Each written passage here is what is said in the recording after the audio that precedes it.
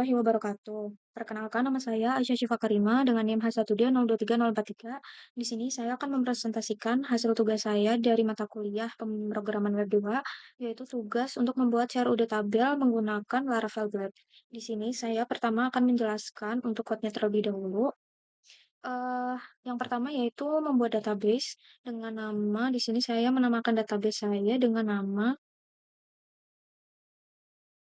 latihan pemweb 2. Kemudian database itu akan dimigrate yang isinya yaitu tabel dengan nama supplier. Isi dari tabel ini yaitu ID, nama, alamat, telepon, email, status, dan juga timestamp. Timestamp ini yang nantinya akan menampilkan created at dan juga updated at di dalam table yang menampilkan data dari supplier. Kemudian, jika database sudah selesai di-migrate, selanjutnya yaitu pembuatan model yang di sini saya menamakan dengan nama supplier. Nah, di sini itu terdapat protected tabel dengan nama supplier, kemudian dengan protected primary key-nya yaitu ID dan juga protected field label, yaitu nama, alamat, telepon, email, dan juga status. Protected variable ini itu merupakan yang bisa di-input atau diisi oleh pengguna nantinya. Kemudian di sini terdapat query-query-nya untuk meng-create, update, delete, dan juga get. Dan selanjutnya setelah dari model, pembuatan selanjutnya itu ada di controller. Nah, controller ini eh, terdapat beberapa function untuk jalannya logika yang untuk menjalankan aksi yang akan dilakukan. Di sini terdapat public function index, di sini, kemudian public function create, public function store, public function edit, di sini, kemudian public function update, dan juga public function destroy untuk menghapus data supplier. Selanjutnya, sebelumnya saya akan menjelaskan terlebih dahulu di sini itu aplikasi berbasis webnya ini memiliki beberapa fitur yaitu untuk menampilkan data supplier dalam bentuk tabel, kemudian menambah data supplier, menghapus data supplier, dan mengedit data supplier. Kemudian di sini saya juga menambahkan fitur untuk meng-search atau mencari data supplier. Selanjutnya saya akan menjelaskan satu persatu, tapi melalui satu persatu berdasarkan fitur yang saya jelaskan sebelumnya. Pertama, saya akan menampilkan root-nya terlebih dahulu. Nah, di sini itu yang pertama untuk fitur menampilkan data supplier, bisa dilihat di sini. Yang pertama itu dari function index yang ada di supplier controller itu menggunakan method get. Nah, di sini saya akan menjelaskan di sini di public function index itu nanti akan menggunakan metode get yang berfungsi untuk mengambil data dari database. Kemudian, jika melakukan pencarian berdasarkan nama, email, alamat, dan juga telepon, nantinya akan disortir berdasarkan yang dicari. Kemudian akan return view-nya tuh ke index yang akan menampilkan data supplier itu dalam bentuk tabel. Saya akan menjelaskan kode dari dari view index.blade.php. Di sini itu terdapat apa table untuk menampilkan data supplier. Ini tabelnya bisa dilihat. Di sini tuh ini terdapat delete untuk aksi, kemudian terdapat alamat, status, nama supplier dan lain sebagainya. Di sini ada supplier nama, supplier email, telepon, alamat.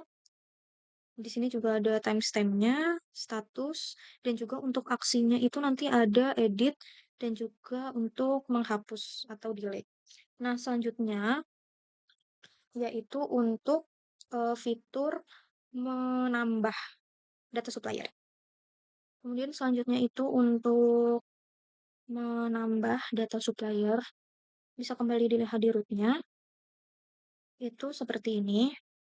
Yang pertama menggunakan metode get itu nantinya tuh di public function create. Create itu nanti saya akan tunjukkan. Nah, seperti ini. Nanti dia itu akan menampilkan form untuk menambah data supplier, kemudian menggunakan metode post seperti dilihat di sini. Itu nanti akan memvalidate data dari form, kemudian menyimpan datanya itu ke database. Bisa dilihat di supplier controller. Kita akan kembali ke sini. Store, public function store. Nah, di sini itu nanti akan ngevalidate data dari form, kemudian nanti akan disimpan ke database. seperti ini. Kemudian nanti jika sudah berhasil disimpan, nanti akan berlanjut atau rootnya itu lanjut ke indeks seperti awal. Kemudian selanjutnya saya akan menampilkan form di sini, menampilkan form untuk menambahkan data supplier. Nah, di sini itu menggunakan metode POS seperti yang sudah saya jelaskan sebelumnya untuk menyimpan data ke database. Di sini terdapat nama supplier, alamat, telepon, email, status, yang kemudian di sini ada button menyimpan, untuk menyimpan data yang sudah diisi di form. Kemudian fitur yang selanjutnya yaitu fitur edit dan juga destroy atau menghapus data. Di sini kan bisa dilihat tadi di tabel untuk menampilkan data dari supplier itu terdapat aksinya itu ada edit sama ada menghapus. Saya akan menjelaskan satu persatu. Oke, yang pertama yaitu ada fitur untuk mengedit. Di sini bisa kembali dilihat di root-nya. Nah, di root ini itu nih yang pertama yaitu di public function entity supplier controller itu dia nanti menggunakan metode get untuk mengambil data berdasarkan ID kemudian akan menampilkannya itu di form seperti ini. Nah, kemudian saya akan menampilkan untuk form editnya seperti ini. Kemudian nanti saya akan jelaskan kembali di sini, menggunakan metode put itu nanti akan di public function update itu akan mengvalidate data yang ada di form, kemudian memperbarui data ke database. Seperti ini. Mengvalidate data yang ada di form, kemudian nanti akan diupdate ke atau diperbarui ke database. Bisa dilihat kembali di bagian view edit menggunakan metode put. Kemudian nanti jika sudah berhasil, eh, sebelumnya nanti ada tombol submit dan jika sudah berhasil, nantinya kita kembali ke sini, akan kembali ke indeks dan juga ada ini sukses supplier berhasil diperbarui. Dan juga status message yang nantinya bisa diedit. Kemudian selanjutnya yaitu untuk destroy atau menghapus data dari supplier. Nah, untuk hapus data supplier itu bisa kembali ke sini, bisa dilihat di sini. Ini menggunakan metode delete, nantinya itu di sini ada di public function destroy. Di sini itu akan menghapus data berdasarkan ID. Saya akan menunjukkan seperti ini. Jika sudah berhasil, maka akan muncul message untuk supplier berhasil dihapus. Kemudian untuk tombol menghapus data supplier ini ada di indeks, di tabel untuk menampilkan data supplier ini kan ada aksi. Nah, aksinya itu ada edit sama delete. Nah, di sini menggunakan metode delete seperti yang saya sebutkan sebelumnya. Di sini terdapat konfirmasi juga. Kemudian, seperti yang sudah saya jelaskan tadi di controller itu nanti jika sudah berhasil dihapus, akan muncul message seperti ini. Nah, kemudian untuk fitur tambahannya kan tadi saya sudah jelaskan di sini. Ini tuh terdapat fitur untuk search, di mana search-nya itu hanya untuk nama, email, alamat, dan juga telepon. Bisa dilihat juga di view index ini. Nah, ini itu untuk yang search-nya. Kemudian selanjutnya mungkin saya akan langsung mendemonstrasikan ke aplikasi webnya. Nah, di sini saya akan menjelaskan ini merupakan tampilan awal dari tampilan awal untuk menampilkan data supplier dalam bentuk tabel. Seperti ini, saya sudah menginput beberapa data. Kemudian di sini ada ID, nama supplier, alamat, telepon, timestamp, status, dan juga aksi, yaitu edit dan juga menghapus. Di sini juga ada fitur untuk mencari dan untuk menambah data supplier. Saya akan menjelaskan satu persatu. Pertama, untuk pencarian, saya akan mencari berdasarkan nama, berhasil. Selanjutnya berdasarkan alamat, ini juga berhasil. Selanjutnya berdasarkan nomor telepon. Ini juga berhasil.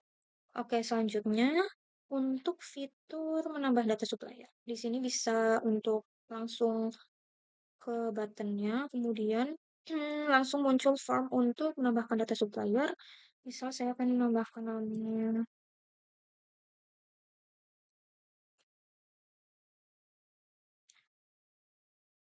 email.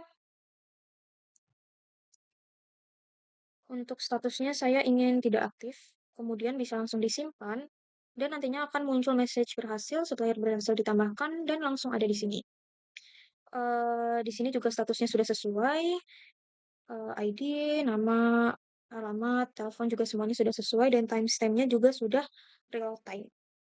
Di sini saya akan coba mengedit nama dan juga status menjadi aktif, yang tadinya tidak aktif menjadi aktif, kemudian simpan.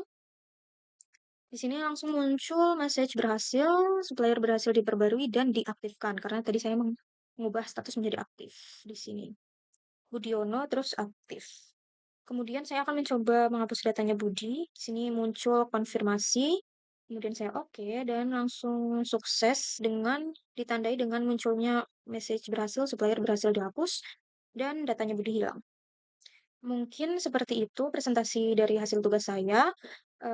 Kurang lebihnya mohon maaf. Wassalamualaikum warahmatullahi wabarakatuh.